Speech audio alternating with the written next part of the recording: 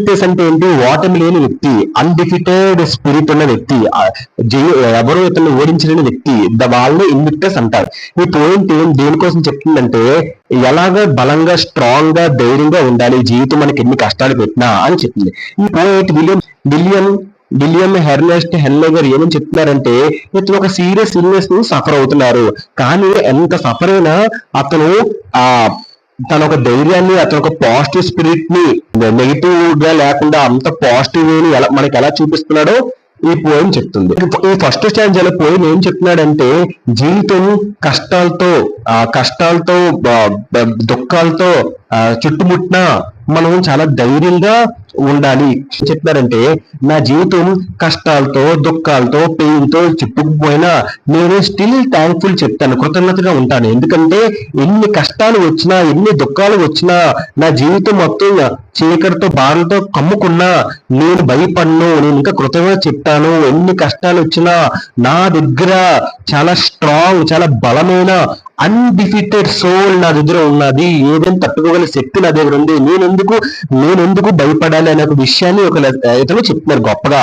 The night ఈ stands for, ఇక్కడ ఇందులో నైట్ దేంతో కంపేర్ చేస్తున్నారంటే మనిషి యొక్క కష్టాన్ని, అతను ఒక బాధల్ని చెప్తున్నారు. సెకండ్ స్టాంజాలో ఏం చెప్తున్నారంటే జీవితం ఎంత కష్టంగా ఉన్నా, ఎంత కఠినంగా ఉన్నా, సఫరింగ్ తో ఉన్నా నేను ఎప్పుడు వదులుకోను, నేను పోరాడుతాను, అలాగే నాకున్న జబ్బుకి భయపడను, నేను చాలా పోరాడుతాను.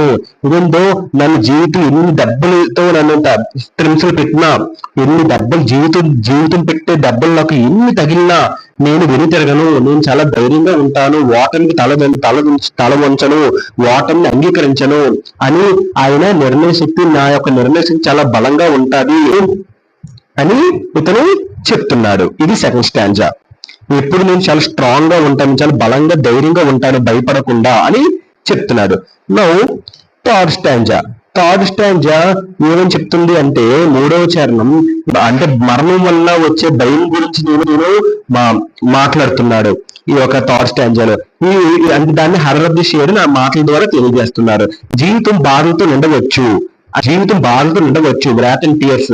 భవిష్యత్తు మనకు అనుకూలంగా ఉండకపోవచ్చు, మనల్ని భవిష్యత్తు మనల్ని భయపెట్టచ్చు. చాలా మేనర్స్ అంటే ఏంటి? బాధ, తీవ్రమైన దుఃఖం. కానీ నేను ఎప్పుడు భవిష్యత్తు కోసం భవిష్యత్తులో కూడా బాధపడను అని చెప్తున్నాడు. ఇంకా లాస్ట్ స్టాంజాలో చివరి చరణంలో కవి ఏం చెప్తుందంటే జీవితం కష్టముగా ఉండవచ్చు, తను హౌ స్ట్రైట్ ది గేట్, తనకు అనేక శిక్షలు రాసి పెట్టవచ్చు, చార్జ్ విత్ పనిష్మెంట్ తీసుకురు. కానీ ముఖ్యం ఏమిటంటే నా జీవితాన్ని నేను అదుపులో ఉంచుకుంటాను, అది ఉంచుకోగలను అనే శక్తి నా దగ్గర ఉంది.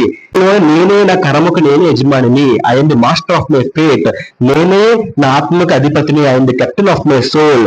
అనగా నేనే నా ఒక చాయిస్ కి, నా ఒక వర్క్స్ కి, నా ఒక పనులకి, నా ఒక అన్ని ఒక థింగ్స్ కి నేనే రెస్పాన్సిబిలిటీ. దేనికి భయపడను, నో మ్యాటర్ వాట్ హ్యాపెన్స్, ఏం జరిగినా నేను చింతించను అని చెప్తున్నాడు. ఈ యొక్క లెసన్ లో మనం క్లుప్తంగా చెప్పాలి అంటే మనం ధైర్యంగా, బలంగా, స్వయంగా ఆధారితంగా స్వంతంగా ఆలోచించే శక్తి ఉండాలి. ఈ పద్యం ద్వారా బోధిస్తున్నాడు. జీవితం ఎన్ని కష్టములు ఉన్నా మనం ధైర్యం కోల్పోకూడదు. ఇతను ఎలా కోల్పోలేదు, మనం కూడా కష్టాలు వచ్చినా మనం కూడా ధైర్యం కోల్పోకూడదు. సో భయపడకూడదు, మన మనసు, హృదయం మన ఆధీనంలో ఎప్పుడు ఉంచుకోవాలి అని సవాలుగా ఎన్ని వచ్చినా అన్ని కూడా మనం సవాలుగా ధైర్యంగా ఎదుర్కోవాలి అనే ఒక నీతిని ఒక లెసన్ ద్వారా మనకి విలియం హెర్నెస్ట్ గారు నీట్ గా మనకి వివరించారమ్మా. ఇది hope you understand this poem. Thank you so much.